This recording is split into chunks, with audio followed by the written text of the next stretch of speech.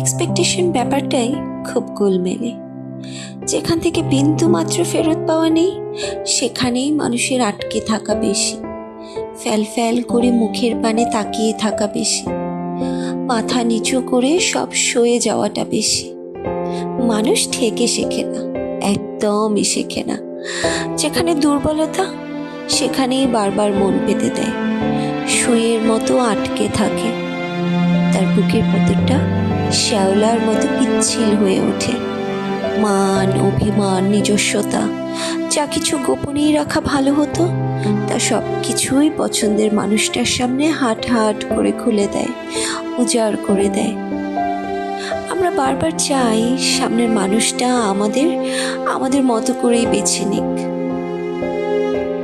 আমার খারাপ লাগায় মুখ ফেরাক, ভালো লাগাগুলো জমিয়ে রাখুক যত্ন করে।